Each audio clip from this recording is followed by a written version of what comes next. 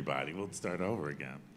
Good evening, everyone. Yes. So thank you all for coming out tonight and joining us, and it's just good to be in fellowship. As always, Yes. So George and I have known each other for a minute. a minute.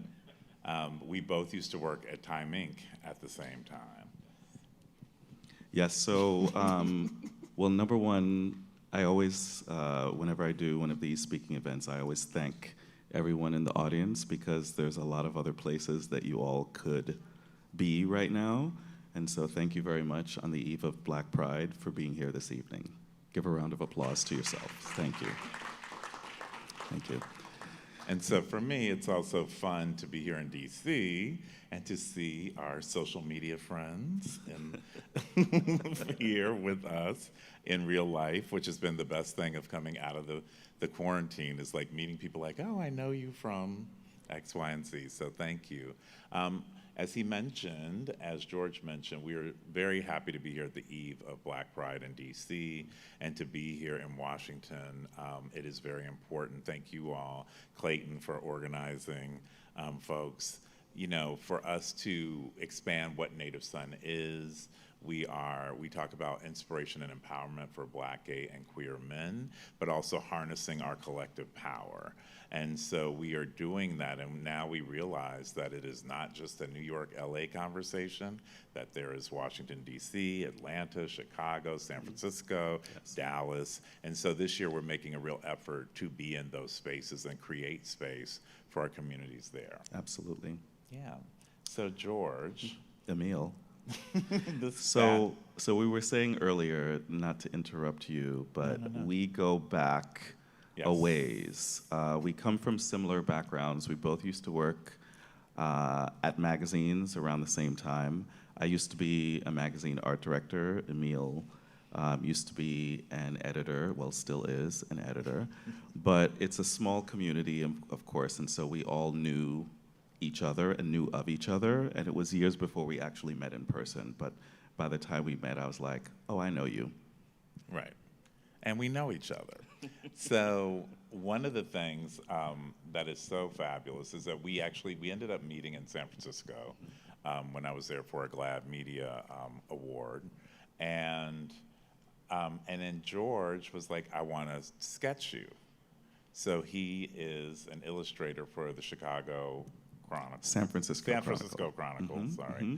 And he did this really amazing sketch of me, and I was like, okay. And then I started following his work, and his work is very prolific and beautiful, and it wasn't always the same.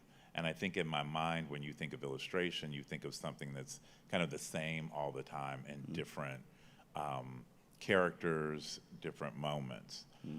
And so George reached out to me in the middle of quarantine. In the middle. It's like dead Smack in the middle. In the middle literally. Of quarantine, yeah.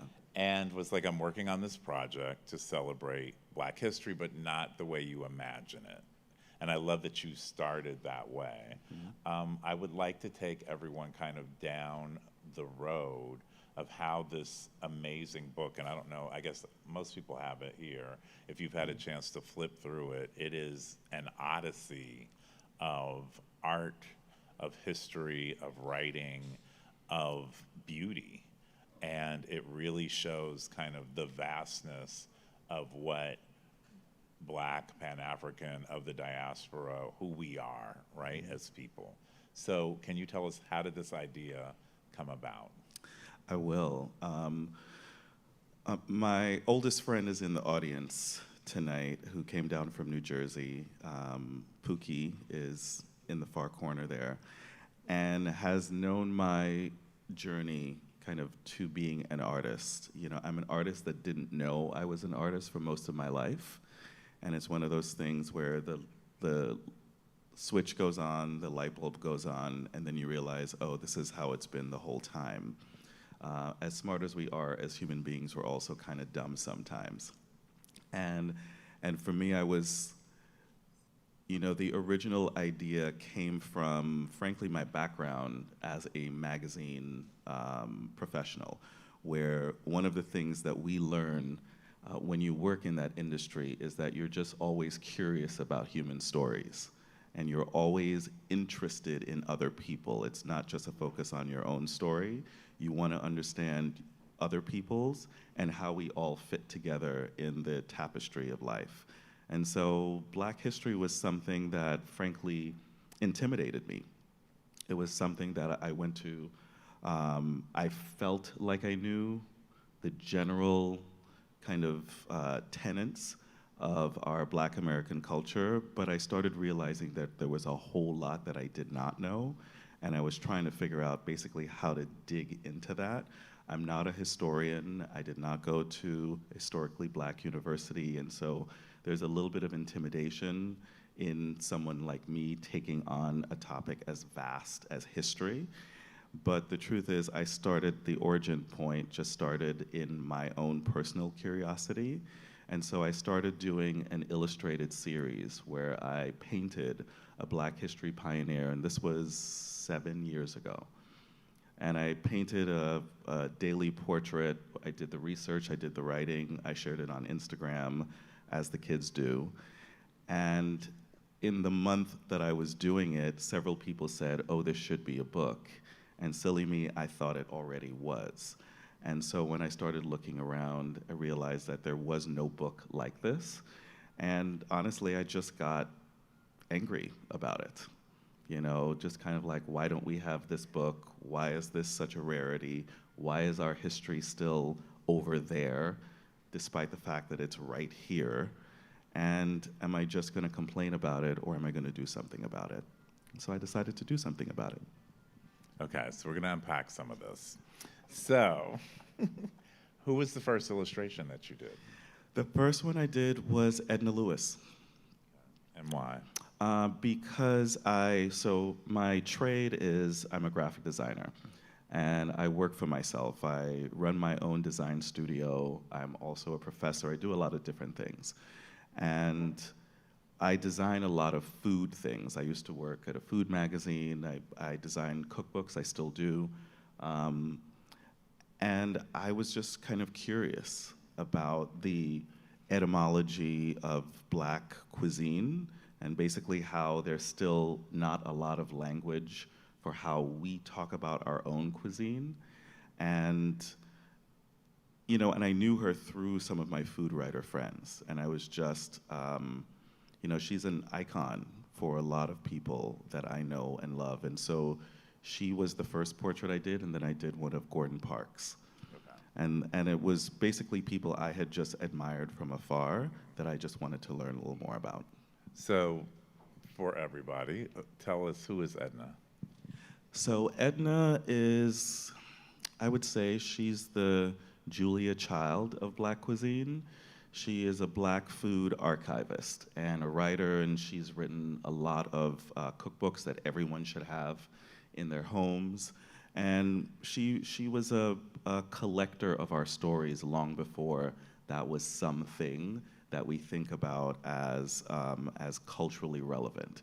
And so, and her contribution to our history is that she was really clear that we had to embrace all of the aspects of our history, that we could go back into the origins of us being brought to this country and pull that in and say, that is our cuisine too. We didn't have to reject any part of our history in order to make it palatable for anyone else, that we could just take in all of the complicated parts of our history and claim it as ours. And Gordon Parks is one of my heroes, personal heroes. Why? Tell me what inspires you about Gordon Parks. I mean, what doesn't?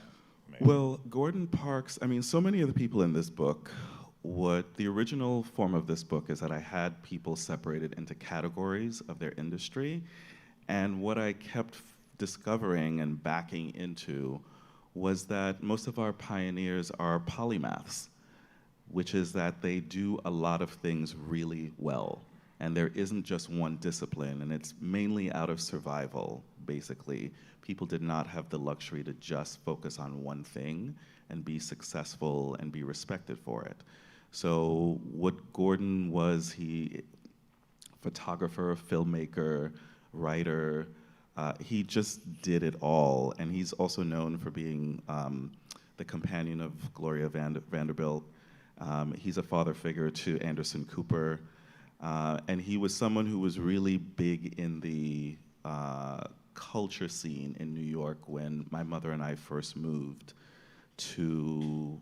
I'm originally from the Caribbean. I grew up in East Flatbush in Brooklyn, and there were so few Black cultural figures that, frankly, I identified with as a little baby artist, where Gordon was just, he was just such a cool character. He was a cool cat.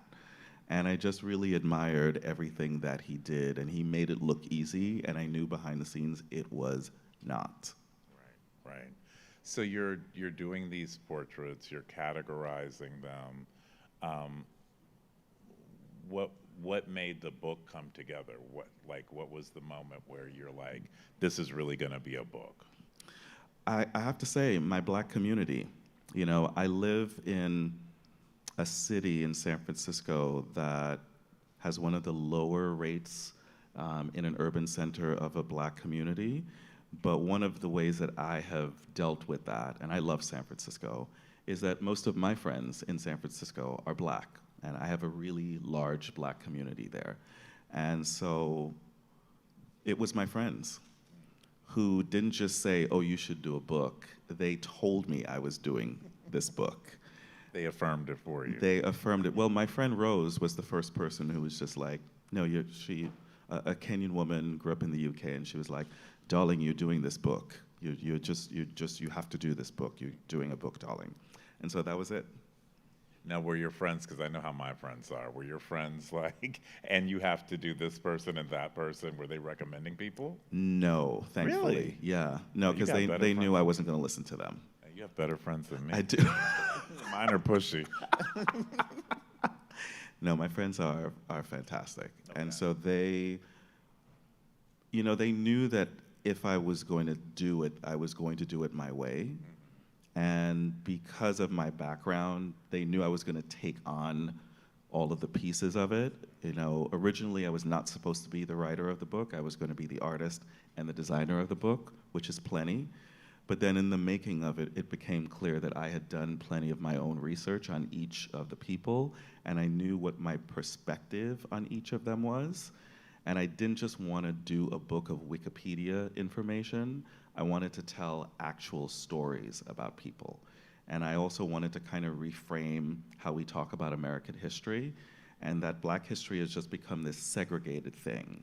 And I'm just morally opposed to that. You know, we have our own cadence, we have our own traditions, our own norms, but what I wanted to show was that all of the things that make America what it is, that is amazing, comes from us. So one of the things that I don't know if everyone knows about the book is that George is the author, George is the illustrator, and George is the art director of the book. And that's pretty unheard of, right? So talk to us about wearing all those different hats, and how did that work in the process? Mm-hmm. So the whole book took 6 years to make because I did everything, basically. And behind the scenes, it's not just, the three things that we're talking about. I was also the project manager, the cheerleader, the person who is speaking with. There are 5 essayists in the book. Emil contributed a beautiful, beautiful, beautiful essay that when he sent it in to me, I was sitting in a cab and started crying in the cab because it was so beautiful. My mother had recently passed, and his essay was about how his parents ushered him into an appreciation of, a depth of appreciation of Black history, and that he learned that at home. It wasn't in school. His parents seeded in him a deep appreciation of our cultural contributions to the United States. And so I was wearing all of the hats, and basically because of our background in the magazine world is why I was able to do all of this. Yeah, because you kind of have to know how to do everything. Because you just have to know how to do everything. But there was an aspect of making this book that I didn't really think about until the end, that I was also a pioneer in making this book. And I remember at the very end of the process talking to the woman who runs the publisher of this book, HarperCollins. And I was like, Judith, have you guys ever worked with someone who has done all of these things in one book? And she was like, Australian woman, she's like, George, you're the first.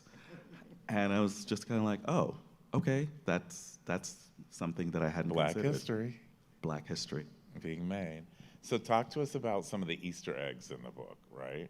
So talk to us, like, let's just start with the cover and tell us what we can find. Yes. So the cover is a symbolic feature to me. The piece is called "The Diaspora in Conversation with Itself." And what it is I wanted the cover to reflect that this book is for a lot of people. It's for every American, but it is actually really for us.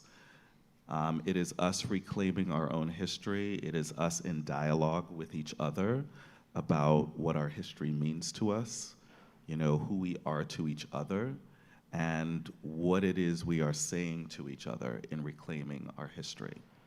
And I wanted it to be, you know, the book in and of itself, when you open the book, you'll see that every portrait is rendered in a completely different style. And what I wanted to show is we're not a monolith, that we are a series of individuals who are a collective. And I think one of the best words that we've assigned to ourselves is the diaspora, because I think it is one of the truest ways. It is a term that confounds a lot of other people, but I think it's a really accurate way of viewing us as a people that are far flung from our original home, who have made a lot, in a lot of cases, out of nothing. And that we are as amazing as we are is a facet of who we are intrinsically. And I wanted to show that this is basically the collection of all of us in the stars. And then the typography. So all of the type in the book is designed by, thank you for all the setups. It's good, it's good, it's good. That's what I do. So good. You know, it's one of those things you don't even think about. You know, who designs your books, who designs the type in your books. But most typography that we read are designed by white people. And so in the book, I wanted to make sure that all of the type was designed by Black typographers. The entire book is from a Black perspective. And that's one of the reasons that I didn't just do all of the things in the book, I kept control of the entire process, because I wanted to make sure that every single page was reflective of a Black perspective. I love that. And that's, you know, I say to people all the time, like I've told all my friends, I'm like, buy this book for your kids, buy this book. Like, to me, this book is going to become the Martin Luther King fan, right? It is going to be that iconic in our community because you can learn so much and it's so beautifully done. Like, it, to me, it exudes Blackness. Thank you. And it is designed for everybody. I deliberately designed a book that you can put in front of a 3-year-old and they'll just be dazzled by the colors. It's for teenagers, it's for septuagenarians, it's for everybody. And I wanted to make it so because I still feel like we're pretty casual about Black history in this country. And I wanted to be accessible. I want to demystify it. I want it to not feel intimidating to people. I want it to be approachable, and I want it to be embraced. And actually, one of the things about the type, as I was just thinking about it, so the person who designed this type is actually called Martin, and the typographer lives in DC, and I'm going to see him tomorrow. His name is Trey Seals, and he has this type company called Vocal Type, where he, and this is just one of the most brilliant things, he has gone back in time and taken the type from civil rights posters and old newspapers and digitized them. And he's named them after the origin point. And so the type on the cover of this book is called Martin. And he lives in DC. He's here. I love that. I love that. And he's a native son, too. Native sons are doing it. Okay, so you set me up. So I want to talk to you about who was included in the book, but I want to, since it's Black Pride in DC and we're Native Sons, how did you choose the Black queer figures who are in the book, the Black LGBTQ folks who are in the book? So that's a tricky thing because we in our contemporary culture tend to think of history in contemporary terms. But the truth is, looking back, there are lots of people I can call queer who wouldn't have self-identified as queer. And so I had to be really thoughtful, frankly, about not attaching my own gay perspective to how other people were living 50 years ago, 100 years ago. I wanted to just kind of make sure that I was considerate of people who represented a queer perspective and write about them through their time, not my time.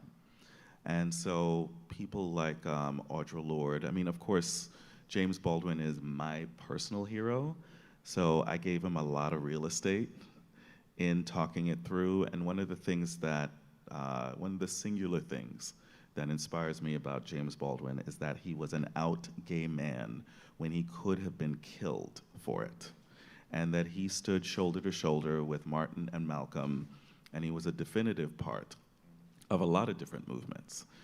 And he jeopardized his life on a daily basis in being someone who was not originally an elite, who became an elite voice, and basically just inserted himself into the cultural conversation and was just smarter than everybody else. I mean, I love what you just said about kind of how, like, us looking at history now versus what it was then, because I tell people all the time, I mean, Native Son is named after James Baldwin's Notes of a Native Son, and he's our icon figure. But when he was alive, he was not well liked at all.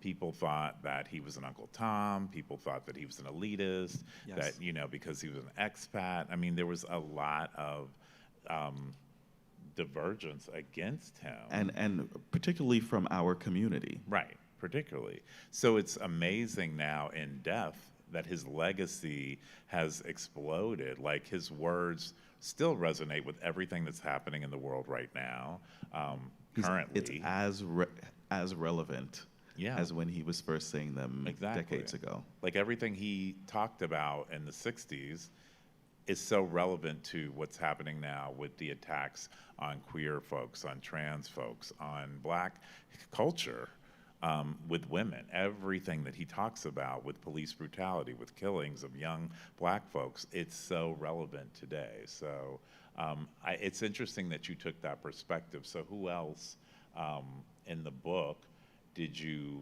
want to consider, but thinking about historically where they were then versus how they're seen now? Well, you know, there are 145 pioneers in this book, but I originally had a list of over 500 names. And then I had the agonizing task of kind of just winnowing it down. And one of the people I had originally that was going to be in the book that I ended up editing out was Bayard Rustin. And Bayard Rustin was basically the organizer of the March on Washington. It was him and two other figures. And I've been a fan of Bayard Rustin for ever. And I really wanted to make sure that it was represented just how seminal of a figure he was in American politics and American Black cultural awareness. But then as I was kind of figuring out who else to have in the book, it almost felt like he was competing with other people, and I wanted to make sure that I could preserve his story in its form. And so there's going to be a second volume of the book. So he's going. So yes, so there will be more, and I placed him aside particularly because I wanted more time to give him more room, because I think he's a really important cultural figure in American politics. Right. Yes, absolutely. Who else in the book? Audre Lorde, Elaine Locke, who was one of the progenitors of the Harlem Renaissance. Basically, when you're talking about artists, you're talking about gay people. I mean, it's just not.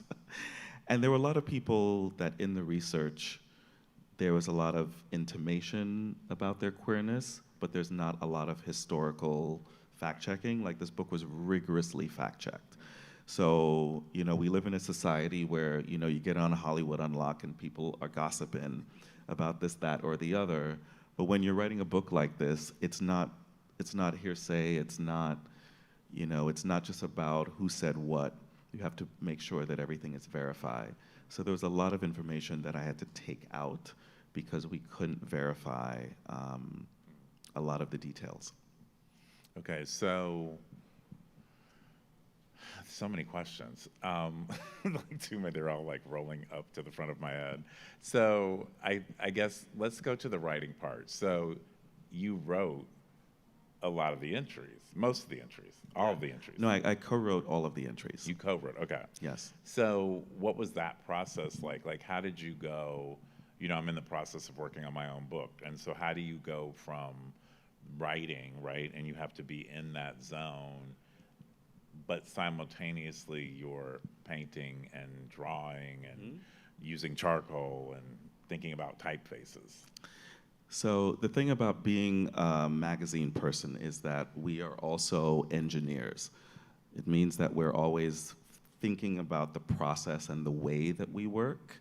And so for me, what I learned as a writer, growing up, I did not think I was a writer until I started writing regularly. And it was just as simple as that. Just the act of doing it all the time is like, oh, I guess I'm a writer.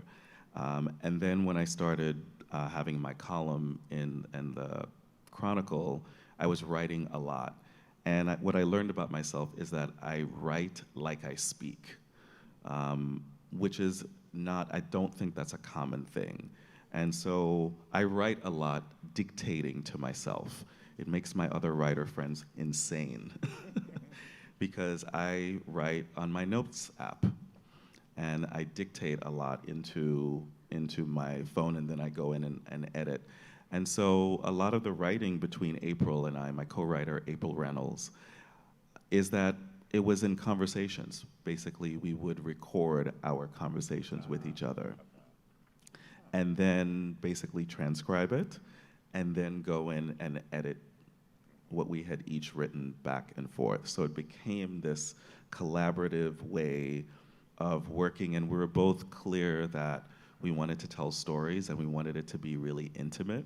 And so the kind of first person aspect of writing, the book was originally written in a third person. The manuscript was originally written in third person, which means James Baldwin went to this place and he did this in 1975, and then this happened, and then that happened. And the book is written in the first person, which is James Baldwin meant this to me. He did this, which my perspective means that I think this, that, and the other. And so my voice is all inside of the historical details and facts. And it just felt more intimate to do it this way because that's how April and I were speaking to each other. And the way we were communicating with each other became the way that the manuscript was written. Okay. Who is the most surprising figure for you in the book? That's a really great question. I would say, personally, Dr. Maya Angelou. Why? Because I knew, I came of age in the 80s, and so I also came of age in Dr. Angelou getting her flowers from Oprah. And Oprah really elevating Dr. Maya Angelou kind of before death, You know, she made her a seminal figure, a cultural seminal figure, basically by her reverence of Dr. Angelou.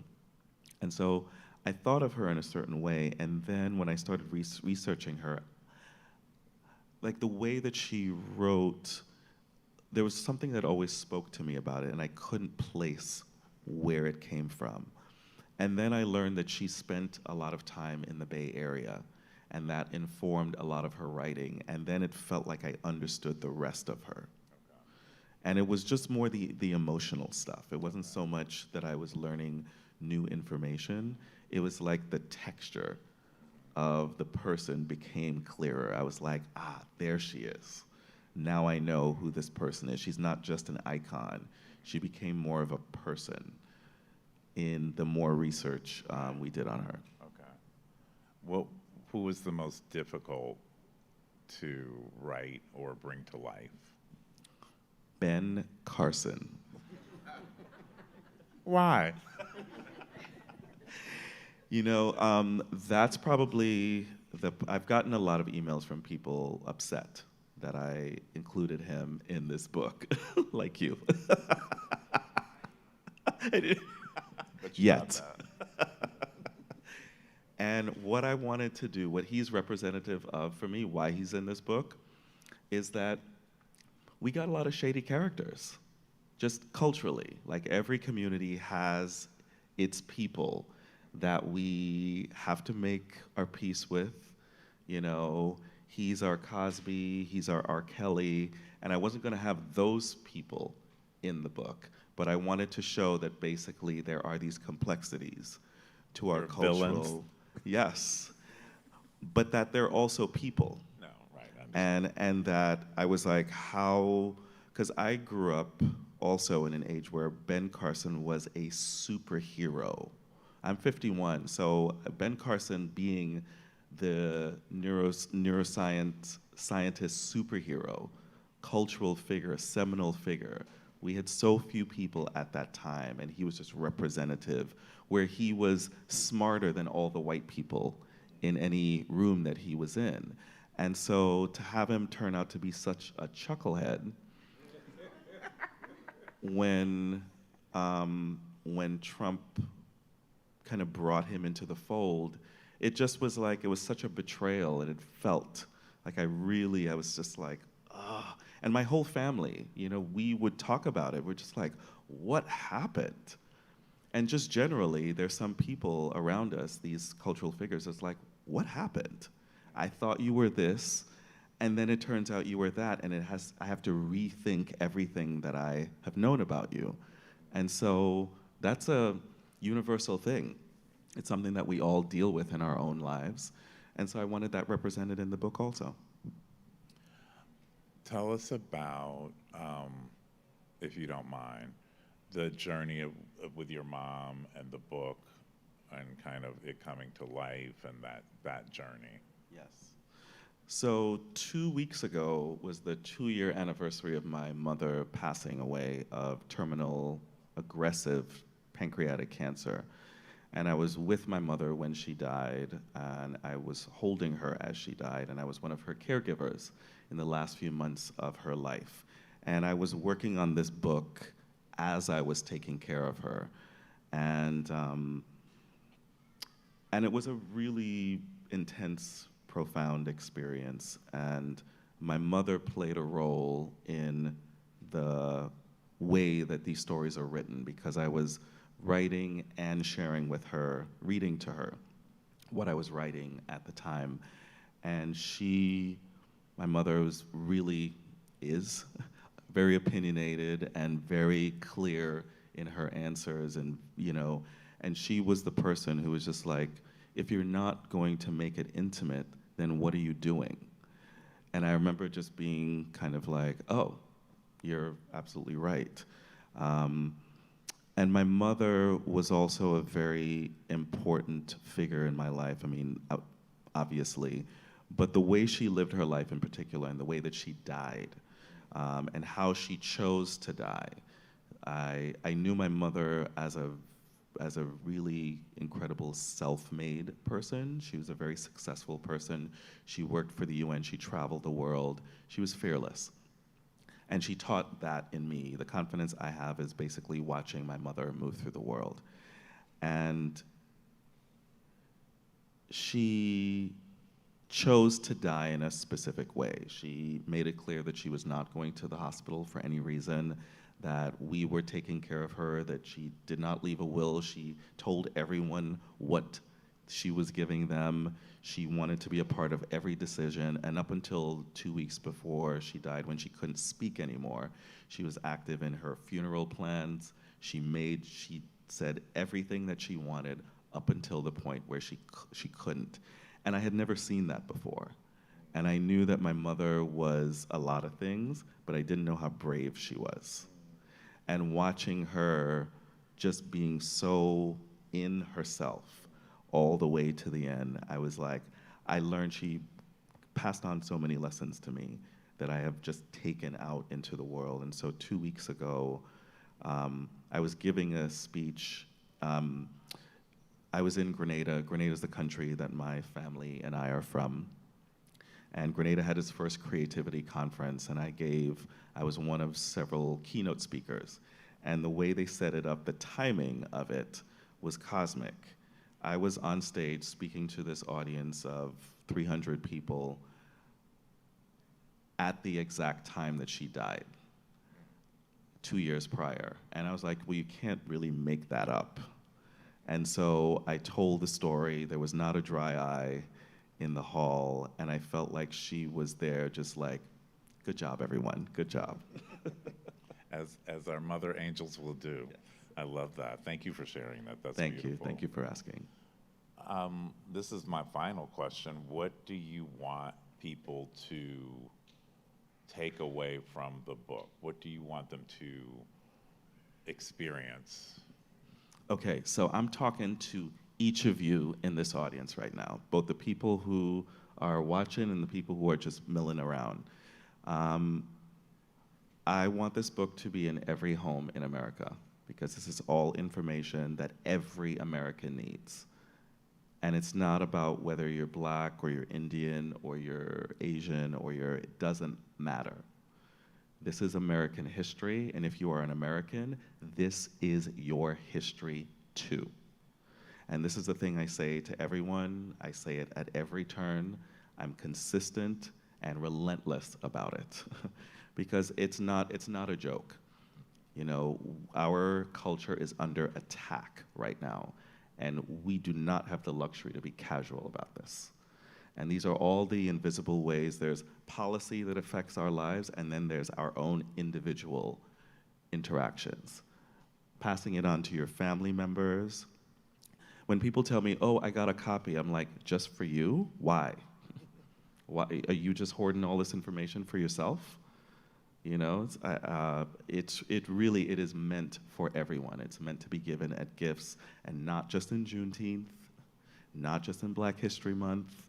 I am determined to change this, pardon my French, bullshit narrative that our history is only relevant to the rest of America 1 and now 2 months a year. That's nonsense. And so basically, you are all the ambassadors of this book. Go forth. Martin Luther King fan.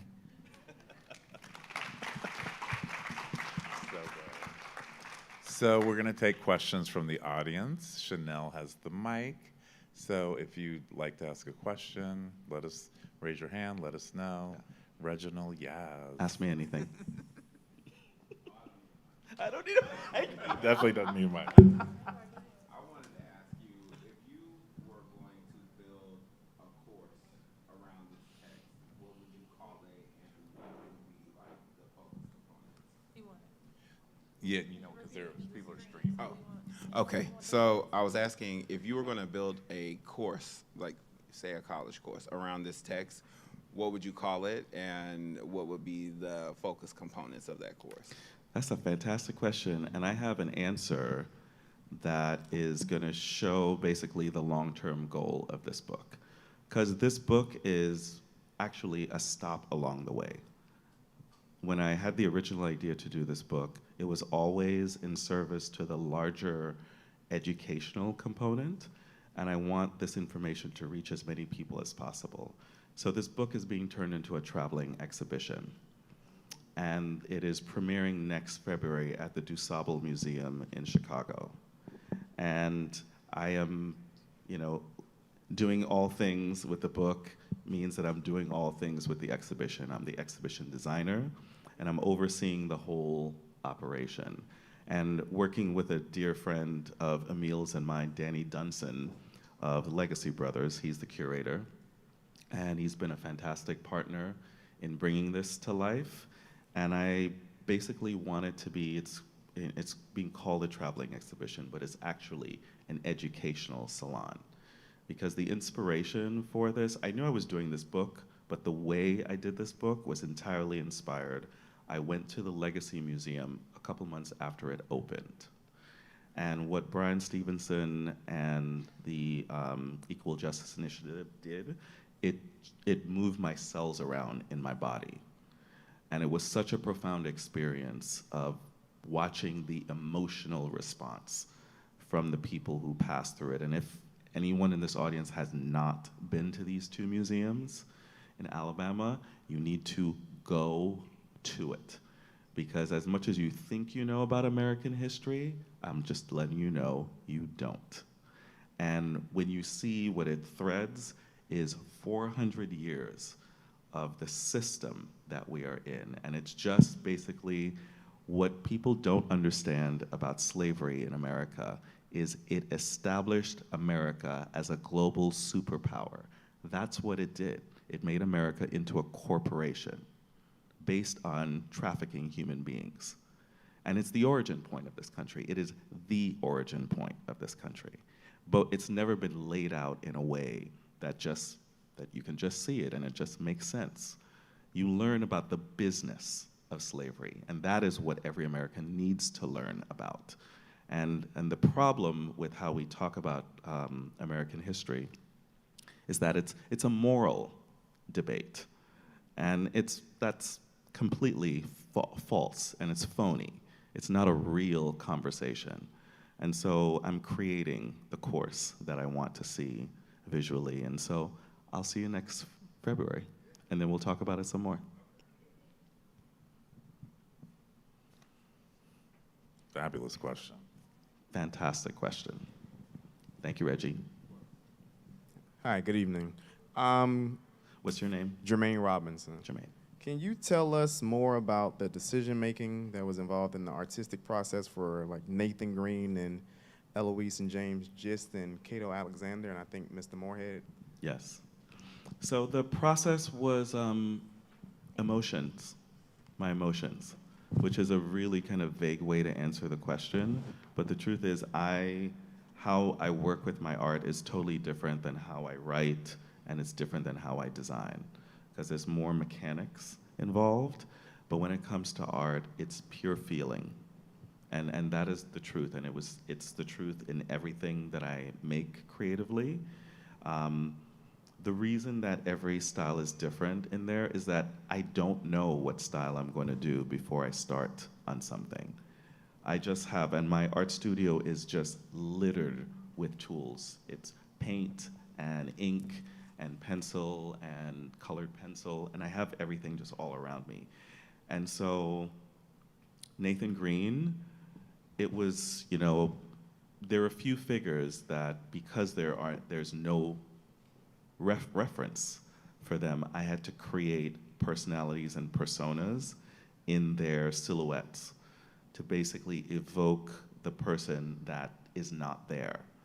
And I made a decision that I was going to include people that there were no visual references for, that basically that's just been a way that we erase our history, and I didn't want to participate in that. And so and that piece was actually one of the last pieces that I did.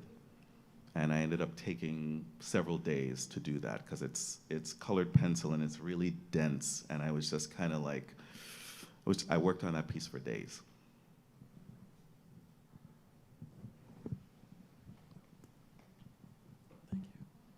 Hello, I'm Lloyd Newby. Hi. I wanted to know, how do you fight the anxieties when it comes to, because I'm from Florida and there's a lot of My condolences. there's a lot Boycott. of there's a lot of discourse about you know, limiting access to books that are revolutionary in nature. How do you navigate those type of anxieties when you want to create such art like this? You know, it's not an anxiety, I have to tell you. I knew this book, because of its subject matter, was going to be targeted at some point.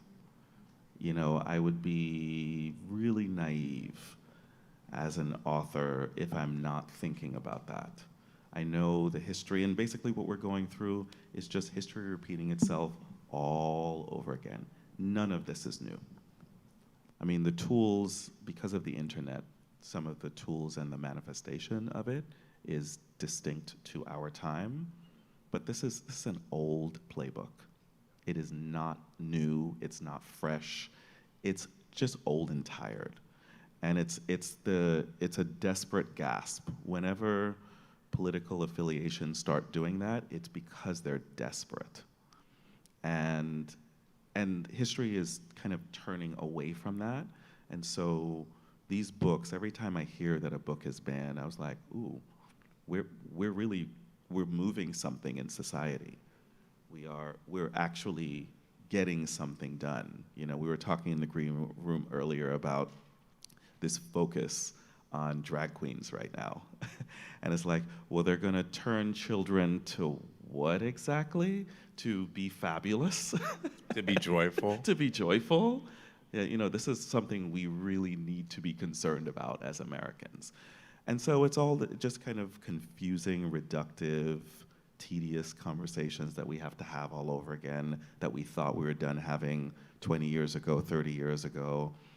And frankly, it just keeps everyone alert because we tend to get kind of lazy and think that, oh, everything's fine, every time a gay person has told me, oh, we've arrived, I'm like, you're not paying attention, because there's only some of you that have arrived, and the rest of us are still in the trenches trying to get things done because we know there's going to be a backlash. And there always is. And I would also add, I think, just being able to pour through the book, and even what I was able to write about my parents, is pushing back against all of that, right? I think that's, especially if we're going to talk about, it's Black Pride in DC, I mean, that's what the movement is about, right? Is that we always push back. And I think creating the work and making it this fabulous and putting it in their faces kind of diminishes the anxiety of it, right? It's like, oh, I'm gonna go harder. We're gonna do exhibition. We're gonna tour. We're gonna do another book. Like, you just keep, you know how we do. Yeah. I think that's really I important. think the scientific term is extra. Well, or ate. Or chewed, you decide. But yeah, yes. But that's what we do. We Yeah. slay. So I think that's what I love about the book is when I receive my copy, I just wouldn't put it down because it's just, there's more to see, there's more to learn. I see something different every single time. I cry when we did a talk at the 92nd Street Y in New York City, and so I was like, I hadn't read the essay that I wrote since the first time I saw the book. So I was like, I'm gonna reread the essay on the way to the thing, and I was in the car crying on the way, and I was just like, why did you do that to yourself? But I just think it's important that we have this kind of text that's visual, that's powerful, that's in your face, that affirms who we are, who our ancestors are, right? That we are pushing forward for the future, so. It's designed as a visual Bible because that is what it's for. It is for us to be able to sit with and pore over, and I also designed it to be accessible.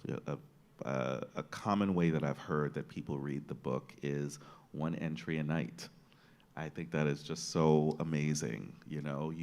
It can seem intimidating if you're sitting down to open it, like, where do you start, and am I going to be reading this forever? And the answer is yes. It's meant, hopefully. And the book is designed to look visual in a way that you don't really know that there's a lot to read until you get it, and then you sit down with it. And that was intentional. I wanted you to buy it because it's a pretty thing, and then I want to club you over the head with information. Right. Any other questions? This section's hot over here. I know. You It's guys the got a lot Native to Son say over pocket. here. I It's love the it. Native Son pocket. My name is Jonathan. My name is Jonathan. In your book, you mentioned that your father was your first soulmate. I know you mentioned your mother. Could you tell us more about how you've determined that your father was your first soulmate? Ooh, it's fascinating the things people pick up on. Fascinating. So my father's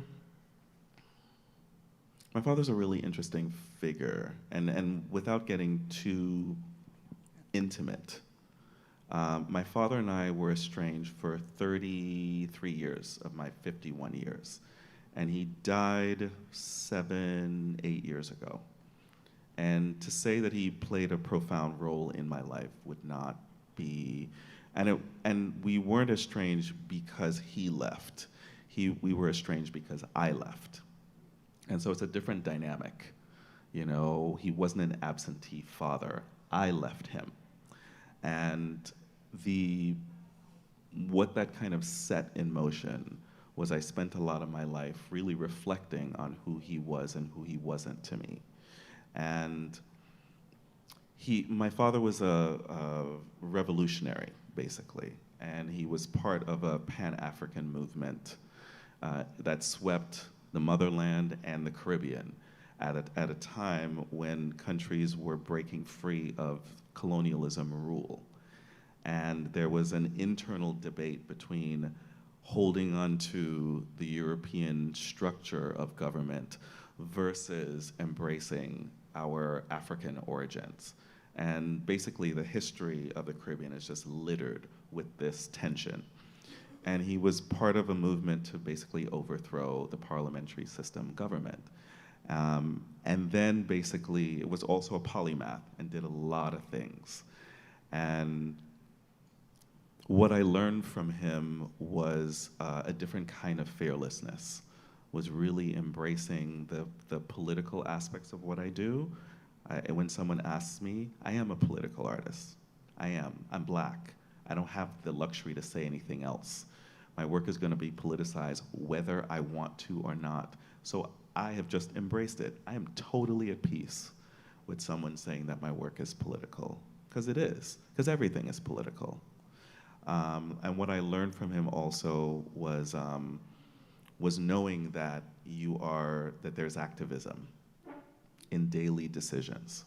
It's not just being out on the streets, it's how we're all interfacing with each other. And so in that way, we are still very close.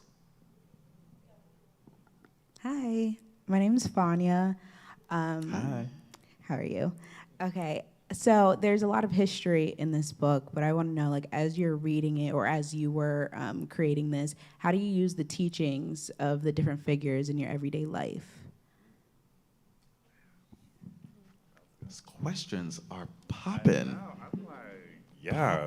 Popping. Well, you're familiar with the book also. I'm curious if you have any thoughts. Okay. Directed to you. That was directed to you. Give me a second to gather myself.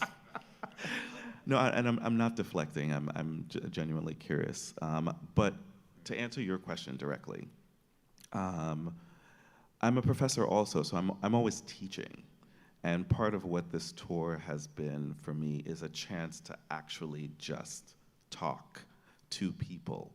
We come from a rarefied world where, we have dinner parties and it's a bunch of academics and intellectuals and we're opining and everyone leaves. Exactly. Eyes rolling to the back of the head. Yes.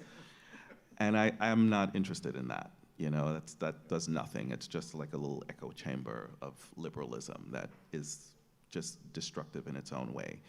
And so for me, it is about going out and talking to and seeing how people are actually responding to it, not just how I made it to be, but what people are actually utilizing this for. because that's basically what is seeding this exhibition, is what I've learned from, you know, I've been to a lot of American cities since the book was published last fall, and I have learned a lot from all of you that I know the show would be designed differently if I hadn't done that. And so it's not just, you know, like for instance, the book has more people that are unseen than iconic. That was a deliberate decision.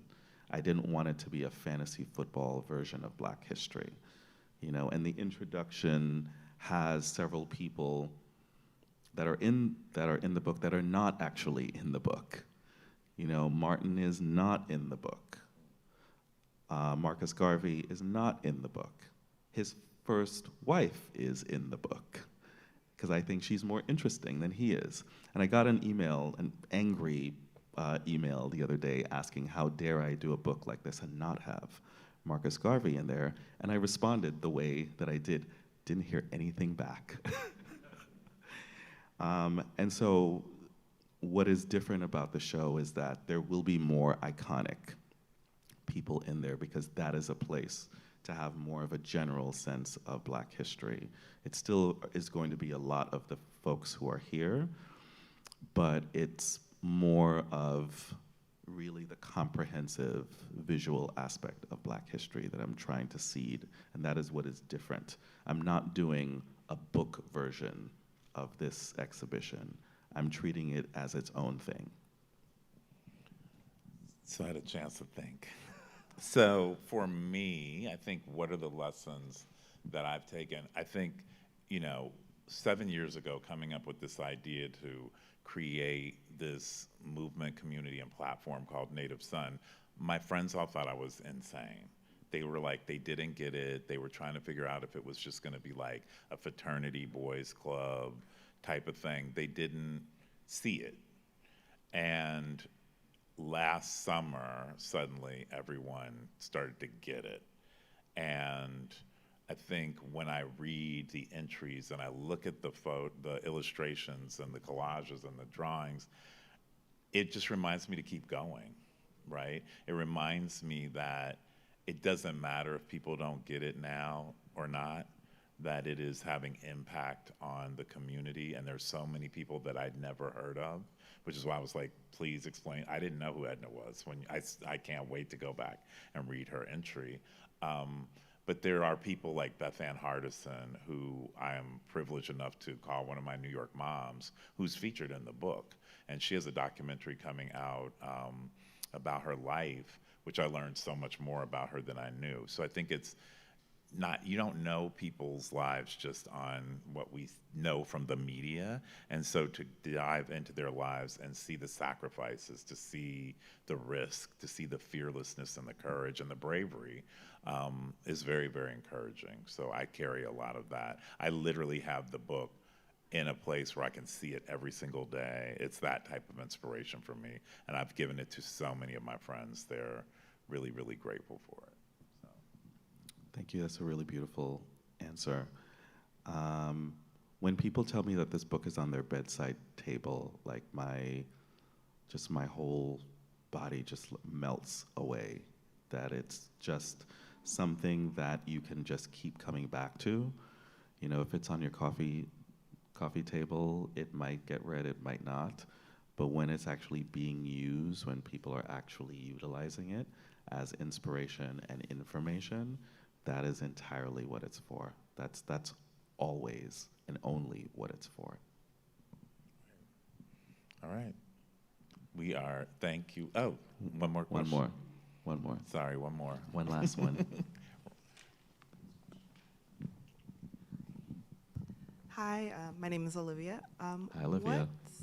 What's some unseen, future iconic unseen people that may have not made it to the book, but would be in the next book, or just ones that you want us being ambassadors of this book to keep in mind? Well, a name that came up just about an hour ago, Ryan was giving us a tour of the redesign of the building, and Alma Thomas's name came up, who is the mother of Afrofuturism and art. And I had her name on the list, and for the last couple of years, just hearing names come up again, I'm like, yeah, that person's on my list, I had not heard of that person, and I can tell you, Alma Thomas is going to be most likely in the exhibition, and is a strong contender for being in the next. I mean, this book can have 7, 8 volumes, and I'm not thinking about it as an encyclopedia, because that's its own kind of form. I don't want to just make a series of books that people can just kind of ignore.